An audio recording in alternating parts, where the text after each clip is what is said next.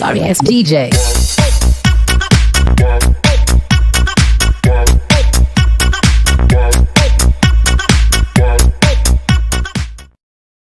Assalamualaikum warahmatullahi wabarakatuh. Nama saya Ridno Alius dengan NPM 2075131. Di sini saya akan membacakan hasil dari materi saya yang berjudul teori labeling. Teori labeling terhadap narapidana. Aspek kriminologi labeling terhadap mantan narapidana pembunuhan ialah menonjolkan aspek kejahatan yang akan timbul akibat labeling yang terjadi terhadap mantan narapidana pembunuhan pembinaan rutan kelas 2B Kaban Jahe. W.A. Wonger membagi kriminologi menjadi kriminologi murni yang mencakup salah satunya ialah sosiologi kriminal. Sosiologi kriminal ialah ilmu pengetahuan tentang kejahatan sebagai suatu gejala masyarakat. Jadi, tentang di mana letak sebab-sebab kejahatan dalam masyarakat atau etimologi sosial. Dalam arti luas juga termasuk penyelidikan mengenai keadaan keliling fisiknya. Artinya, perilaku kejahatan seperti pembunuhan dapat kembali bila ditinjau dari segi kriminologi, bahwa labeling sebagai sebuah gejala sosial di masyarakat yang akibatnya seseorang akan berbuat jahat akibat gejala sosial yang menimpanya tersebut. Sebenarnya ini problematika yang selalu dialami para mantan narapidana, tidak hanya pembunuhan dan juga narapidana kasus lainnya. Akibat daripada itu, mengharuskan mereka untuk berbuat kembali tindak pidana yang dilakukannya. Di dalam kriminologi, dikenal dengan adanya teori penyebab kejahatan yang dilihat dari beberapa perspektif, yaitu 1. Perspektif biologis. A. Lahir sebagai penjahat atau born criminal. Teori born criminal dari Kaiser Lamberto 1835-1909 lahir dari ide yang diilhami oleh teori Darwin tentang evolusi manusia. Di sini Lamberto membantah tentang sifat free will yang dimiliki manusia. Doktrin atavisme menurutnya membuktikan adanya sifat hewani yang diturunkan oleh nenek moyang manusia bersama-sama pengikutnya. Bersama-sama pengikutnya, Lamberto membangun sebuah sesuatu orientasi baru, mazhab Italia atau mazhab positif, yang mencari penjelasan atas tingkah laku kriminal melalui eksperimen dan penelitian ilmiah. Dalam perkembangan teorinya ini, Lamberto mendapati kenyataan bahwa manusia jahat ditandai dari sifat-sifat fisiknya. Lamberto menggunakan posisinya sebagai dokter militer untuk meneliti 3.000 tentara melalui rekam medis atau medical recordnya. Teori Lamberto mencakup ruang kurang lebih sepertiga dari seluruh pelaku kejahatan. Berdasarkan penelitiannya, Lamberto mengklarifikasikan penjahat ke dalam 4 golongan, yaitu 1. Born criminal, yaitu orang berdasarkan pada doktrin atavisme. 2. Insane criminal, yaitu orang yang menjadi penjahat sebagai hasil dari beberapa perubahan dalam otak mereka yang mengganggu kemampuan mereka untuk membedakan antara benar dan salah. Contohnya adalah kelompok idiot, imbecile, atau paranoid. 3. Occasional criminal atau kriminoloid, yaitu pelaku kejahatan berdasarkan pengalaman yang terus-menerus sehingga mempengaruhi pribadinya. Contohnya penjahat kambuhan atau habitual kriminal. 4. Criminal obsession, yaitu pelaku kejahatan yang melakukan tindakannya karena marah, cinta, atau karena kehormatan. B.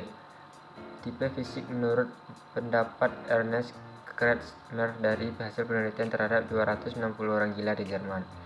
Kretschmer mengidentifikasikan 4 tipe fisik, yaitu 1. Asteni, kurus, bertubuh ramping, berbahu kecil yang berhubungan dengan skizofrenia atau gila. 2. Atletik, menengah tinggi, kuat, berotot, bertulang kasar. 3.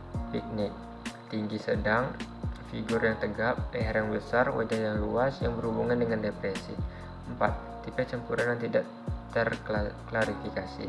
Menurut William H. Sheldon bahwa korelasi yang tinggi antara fisik dan temperamen seseorang. Sheldon memformulasikan sendiri kelompok yang samatotipes, yaitu 1. The endomorph atau tubuh gemuk. 2. The mesomorph atau berotot dan bertubuh atletis. 3. The ectomorph atau tinggi, kurus, fisik yang rapuh. 2. Perspektif psikologis. A. Personality characteristics atau sifat kepribadian. 4 alur penelitian psikologis yang berbeda telah menguji hubungan antara kepribadian dengan kejahatan. Pertama, melihat pada perbedaan antara struktur kepribadian dari penjahat dan bukan penjahat. Kedua, memprediksi tingkah laku. Ketiga, menguji tingkatan dinamika kepribadian normal beroperasi dalam diri penjahat. Dan keempat, mencoba menghitung perbedaan individual antara tipe-tipe dan kelompok-kelompok kejahatan. B. Mental disorder atau kekacauan mental. Meskipun perkiraan yang berbeda-beda, namun bersekitaran 20 hingga 60% penghuni lembaga permasyarakatan mengalami satu tipe mental disorder atau kekacauan mental. Pada dewasa ini, penyakit mental tadi disebut sebagai psikopat atau antisocial personality, suatu kepribadian yang ditandai oleh suatu ketidakmampuan belajar dari pengalaman, kurangnya kehangatan atau keramahan, dan tidak pernah merasa bersalah. C. Development theory atau pengembangan moral. Lawrence Kohlberg menemukan bahwa pemikiran moral tumbuh dalam terhadap presonvential stage atau tahap prakonvensional, di mana aturan moral dan nilai-nilai moral terdiri atas lakukan dan jangan lakukan. Untuk menghindari hukuman ini, menurut teori ini, anak di bawah umur 9 tahun hingga 11 tahun biasanya berpikir pada tingkat prakonvensional ini. 3. Perspektif sosiologis berbeda dengan teori-teori sebelumnya. Teori-teori sosiologis mencari alasan-alasan perbedaan dalam hal angka kejahatan di dalam lingkungan sosial. Teori-teori ini dapat dikelompokkan menjadi 3 kategori umum, yaitu A. Anomia atau ketidakan moral atau strain atau ketegangan. B. Cultural deviance atau penyimpangan budaya. C. Social control atau kontrol sosial. Setelah berangkat daripada teori di atas, penulis melakukan wawancara langsung kepada 2 mantan narapidana pembunuhan dengan inisial MS dan ES yang pernah menjadi warga binaan di rutan kelas 2B. Kaban Jahe berdasarkan dari kronologi yang diceritakan kedua motif pembunuhan, yaitu membela kehormatan. Setelah kedua yang selesai dibina, sangat banyak memang intimidasi yang diberikan kepada keduanya oleh masyarakat, baik itu melalui hinaan dan pengucilan. Di sini sebenarnya teori sosiologi kriminal atau gejala masyarakat akan timbul bila mantan narapidana ingin mengulangi perbuatannya. Cuman, ketika mereka sudah mendapat pembinaan di rutan dan keluarganya sudah susah payah mengurusnya selama berada di rutan, di sini timbul rasa menyesal dan tidak mengulangi lagi dari para mantan narapidana. Kesimpulan. 1. Proses labeling terhadap mantan narapidana pembunuhan terjadi tentunya tidak terlepas dari kejahatan. Dalam keputusan ilmu kriminologi, ada 3 faktor yang menyebabkan manusia melakukan kejahatan. 3 faktor tersebut adalah sebagai berikut. 1. Faktor keturunan atau genetika. Faktor pembawaan yang berkembang dengan sendirinya, artinya sejak awal melakukan perbuatan pidana.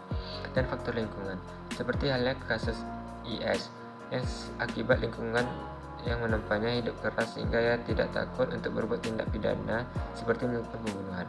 Sehingga setelah hal tersebut dilakukan, proses labeling melekat terus kepada beliau, bahkan kepada anaknya yang mendapat labeling sebagai anak pembunuh. 2. Pengaruh labeling terhadap mantan narapidana pembunuhan dilihat dari kriminologi. Ialah sanksi langsung yang dikenakan pada orang-orang yang dianggap mempunyai stigma negatif yang dikenakan oleh masyarakat pada umumnya ialah membatasi partisipasi sosial. Faktor-faktor yang mempengaruhi sikap terhadap objek atau mantan narapidana antara lain sebagai berikut: pengalaman pribadi, pengaruh orang lain yang dianggap penting. Sekian materi dari saya. Jika ada salah kata atau tidak kelengkapan, saya mohon maaf. Assalamualaikum warahmatullahi wabarakatuh.